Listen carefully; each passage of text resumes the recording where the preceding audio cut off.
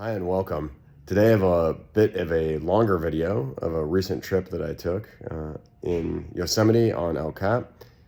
Most of my videos are shorter. This one's a lot longer. If you like the format, feel free to let me know, and I'll try and do more of these when the opportunities arise.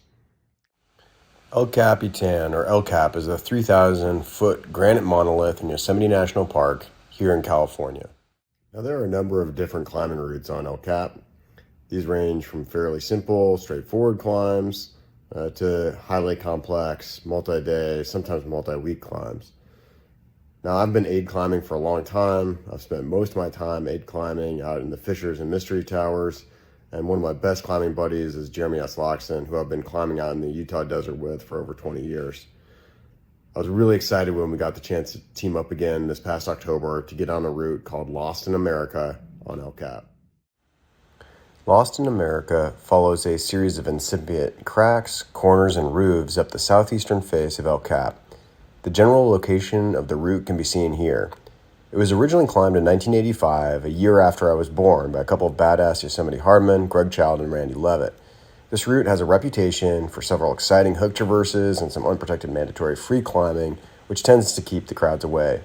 It is rated grade 6, 510A4. It is overhung, clean, 16 pitches long, and about 1,800 feet of spectacular granite. A perfect climb for an autumn vacation. Now, I put a link to the original route description from the American Alpine Club archives in the notes below. Here is a close-up of the route on the southeast face of El Cap. So before we even get started climbing, we have to get all of our gear to the base of the wall. We sometimes call this humping loads to the base because it's a lot of work to get all the gear for a multi-day trip to the base of the wall. Just to give you a sense of the weight, it's about 240 pounds for both of us for the entire trip.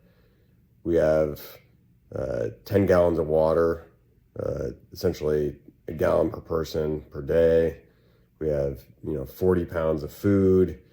We have all of our sleeping gear, all of our clothing. We have my new D4 portaledge. It's like 16 and a half pounds. And plus we have all of our gear that in total probably weighs somewhere in the order of 80 to 90 pounds. So it's quite an ordeal to get this to the base of the climb. Here's a photo of me with all of our food at our base camp in my secret cave in Yosemite. As you can see, we have a ton of canned food, so the weight really adds up. And for this climb, we had a lot of gear. So we had 3 ropes, 2 lead ropes, one of which was our trail line, and a static rope. Then we had all of our personal harness, ascenders, belay device stuff. And then we had a set of offset stoppers, set of offset micro stoppers, 2 sets of offset cams, a double set of camelots to number 2 BD camelot, and then a bunch of large cams up to a number 5, old number 5 BD camelot. And then we had all of our iron as well, which was a bunch of copperheads, a bunch of peckers, some assorted iron, as well as 2 hammers. So a lot of stuff. I put links down in the show notes for our complete gear list. Here's a picture of me staring up at the route after we had humped up a load of gear. Behind me, you can see Middle and Lower Cathedral Rock, as well as El Cap Meadow.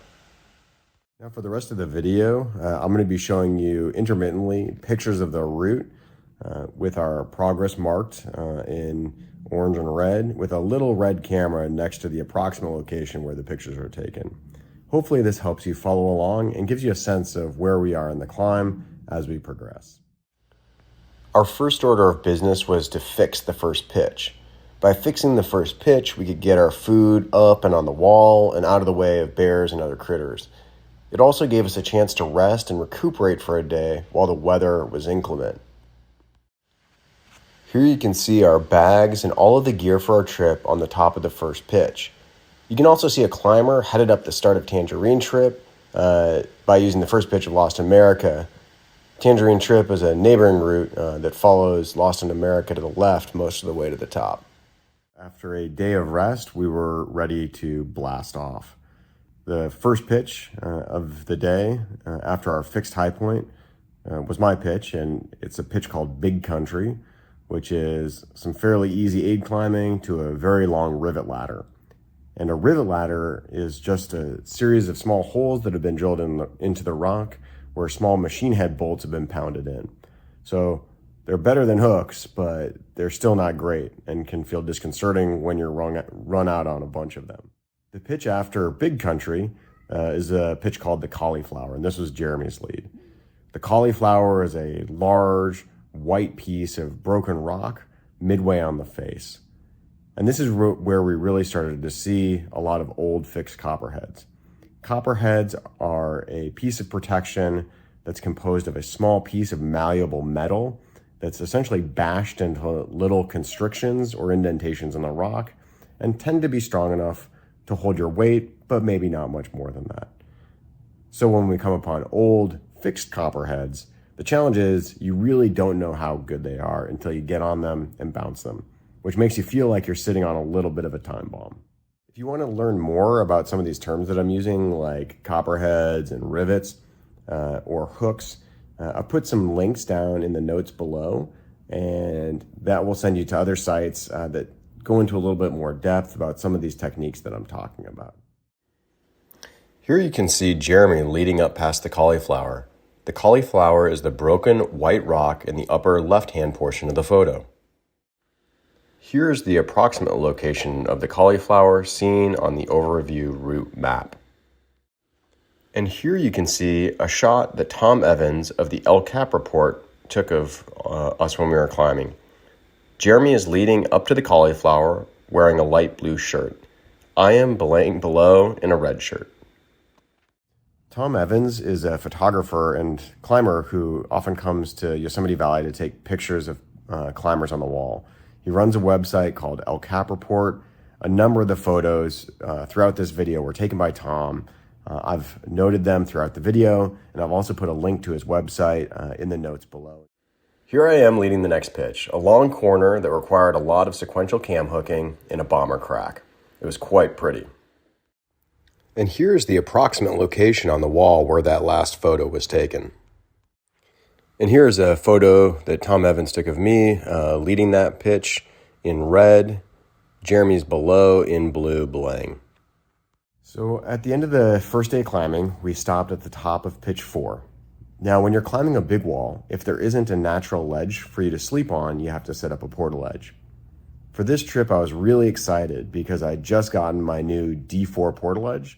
Barry Ward had custom made the portaledge, had sent it out to me, and I'd gone through the process of finalizing all the weathering on the portaledge and was really stoked to get it out and use it, and it did not disappoint.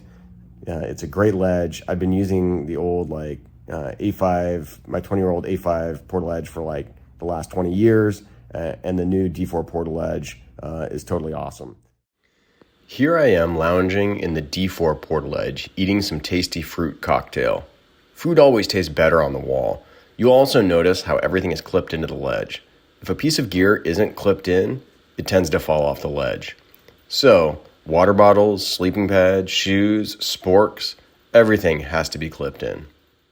So one question that I get asked fairly frequently is, how do you sleep when you're on a portaledge?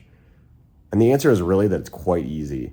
You know, you're tied into the wall, you have a sleeping bag, the nylon feels super secure, and for the most part, I'm dead tired after having climbed all day. It's also really peaceful because as you sit on your portaledge, you're watching the swallows come in for the night, the bats are flying out, and you watch the sunset over the valley, and it really is a truly sublime experience. The next day, Jeremy started off on a pitch called the Badlands, a 100-foot expanding flake accessed by hooks. Here you can see him moving out on the flake on a series of hooks. Now, hooks can be scary to use, but on these massive flakes, they are actually quite solid. I put a link to another video that talks about hooking in the notes below. Jeremy dispatched with the hooking quite quickly and moved up fast on the Badlands pitch. This is the approximate location of the next photo. Here is a photo of Jeremy finishing the Badlands pitch. Jeremy has an incredible wealth of aid climbing experience and blasted through the pitch pretty quickly. Now, after the climber leads the pitch, the hard work isn't done.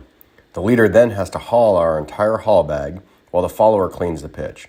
Here you can see Jeremy hauling the bags up the Badlands pitch while I am jumaring or cleaning the fixed lead line, which allows me to get the gear from our pitch so that I can use it on the next pitch. Now, Lost in America has several infamous pitches. One of the infamous pitches is the mandatory free climbing pitch at the start of pitch 6. And this pitch involves about 20 feet of unprotected 510 face climbing right off the belay. Now, I've been doing a bunch of bouldering training. I've been bouldering a bunch in the valley, so I'm feeling really strong.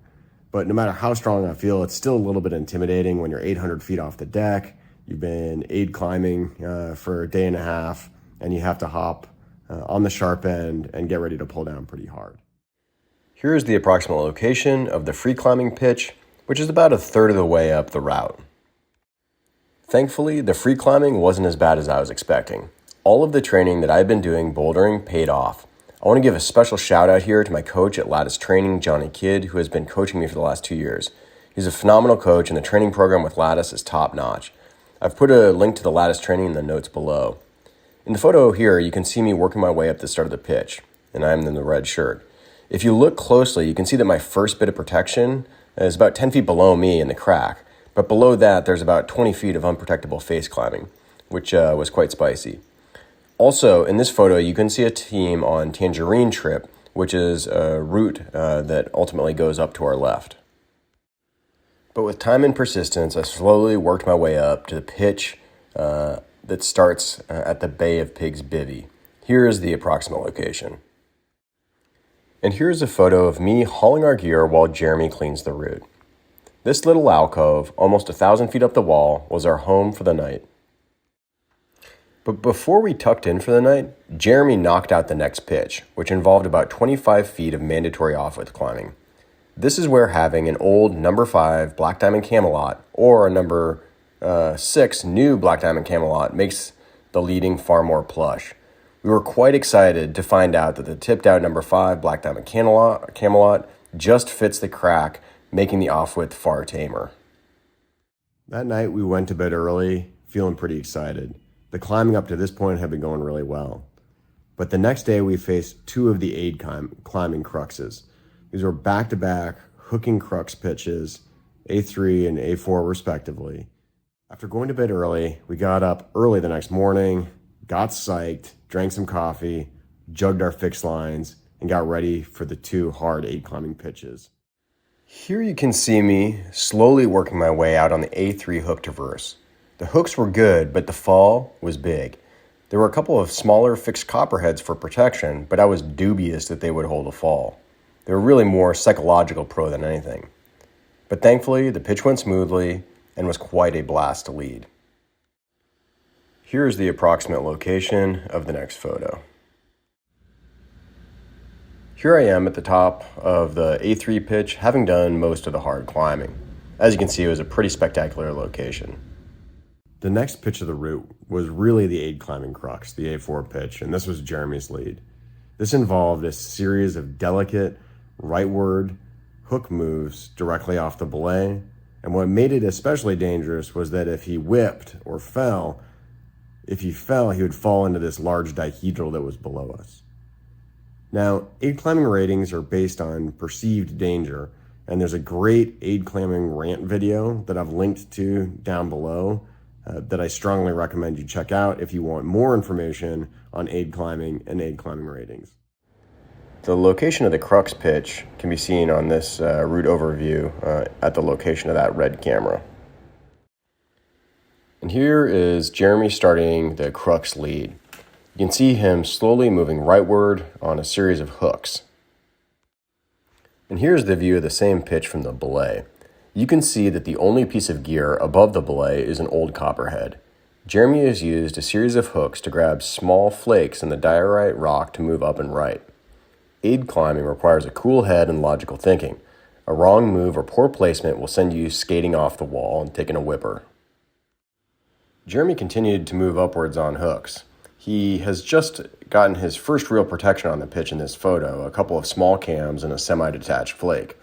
Now, these cams wouldn't necessarily hold a big fall, but they might slow him down if he came rocketing off the pitch. And here's Jeremy near the end of his pitch. He is just under the roof in the shadows. You really get the sense of just how exposed the climbing is here. When on these big walls, it feels like you are in the middle of a vertical desert. Now, having completed the hard climbing for the day, both of us felt that these pitches really weren't that bad for the grade. Compared to much of the aiding that we had done in the fissures and the mystery towers, the rock was quite solid and the falls were pretty clean for the most part. That is one of the benefits of having grown up aiding on loose sandstone. Any aiding on granite feels pretty tame by comparison. So that night we camped at the top of pitch 9, having completed both the free climbing and the aid climbing cruxes of the route. We were quite stoked because technically now the hardest climbing was behind us. One of the most glorious parts of aid climbing is setting down in camp for the night. Here Jeremy is lounging on my new D4 portaledge.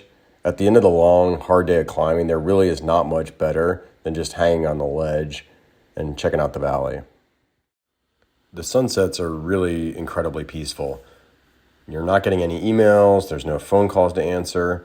The only job is to drink water, eat food, watch the swallows come in, the bats go out, and tell stories. Each day we got up early, usually around 4:30 or 5 in the morning. It took us about an hour to an hour and a half to get ready because in the morning, after getting out of your sleeping bag, you have to make coffee, you have to go to the bathroom, and then you have to pack everything up so that it's ready to go and be hauled for the next day. Additionally, it's important to get going early because when it's 85 degrees out, you want to minimize the amount of hard climbing that you have to do during the middle portion of the day. We started early the next day. I had a long pitch ahead of me with a lot of camming, hooking, and some beaking, but thankfully the pitch passed pretty quickly. By this point, we were about 2/3 of the way up the wall. And here I am at the top of pitch 10, having hauled all the gear. You can see Jeremy cleaning the pitch below with his blue shirt on. My pitch led up to the infamous fly or die pitch. Originally led by Randy Levitt, there's a great description of this pitch in the American Alpine Club write-up of the first ascent of this climb. I've included that in the show notes below. Now this is the approximate location of the fly or die pitch. This wildly overhanging pitch leads to the upper part of the route. The next couple of photos will be of Jeremy leading the infamous fly or die. Here is Jeremy starting the fly or die roof. As you can see, there's wild exposure with big moves on reachy rivets and old copperheads. Here is Jeremy in the same place as in the last shot, but in a photo by Tom Evans. As you can see, it's just a spectacular location. Jeremy finished the fly or die pitch in great time, and that led to my next pitch, which is called the Place of Dead Roads. This pitch involves about 13 to 14 rivets, including a long rivet lasso, and then about 100 feet of beak and small cam climbing in a gently overhanging, slightly arching crack. It's beautiful climbing, you're way off the deck, but it is strenuous. So at the end of the Pitch of Dead Roads, we set up our camp for the night, and it was a beautiful, beautiful spot. This set us up in a fantastic spot on the upper head wall. We went to sleep with over 1,700 feet of clean air directly below our ledge. Here's Jeremy eating dinner, cold canned soup mixed with white cheddar Cheez-Its. It might sound gross, but it tastes phenomenal after a long, hard day on the wall. And as you can see in this photo that Jeremy took from camp, it's a long way to the ground. One of the great things about the route is just how overhanging it was. If we dropped a spoon here, there was nothing for it to hit until it hit the talus below. This route really had some excellent exposure. On our last day, the route we were on, Lost in America, ended, and we transitioned into a route called Zenyatta Mandata. Here you can see Jeremy leading off early in the morning with the moon behind him. This marked the end of Lost in America and the start of Zenyatta Mandata. Transitioning over to Zenyatta Mandata was quite nice. The climbing got a lot easier. Unfortunately, though, the pitches started traversing a lot more, which led to some slower climbing. Here's the location of the third to last pitch. And here I am leading the third to last pitch. At this point, the requisite hooking was pretty commonplace. On this pitch, there was a decently long hook traverse, but overall it was quite casual compared to the climbing 2 days before. At this point, as I ended the end of the third to last pitch, we were about 200 feet from the top of the route. If you look closely, you can see Jeremy in the lower part of the photo cleaning the pitch. Now, as soon as Jeremy got up to the top of the pitch, we switched over the belay, and then he started leading out. Here you can see him leading the second to last pitch. At this point, it was hot, and the route traversed all over the place, and it never seemed to end. This pitch also seemed to take forever. Here's Jeremy going up a rivet ladder at the start of the pitch after the 15-foot free climbing traverse that you could see him in the last photo. But despite the long traversing nature of the pitch and the heat and the wind and having been on the wall for 5 days, we persevered. So by the end of our 5th day, we finally made it to the top of El Cap. Topping out really is a special experience. When you're on the wall, everything centers around just getting to the top and making upward progress. But once you top out, everything just becomes completely still, completely calm, and all of the stress that's been hanging over your head for the entire wall kind of lifts up.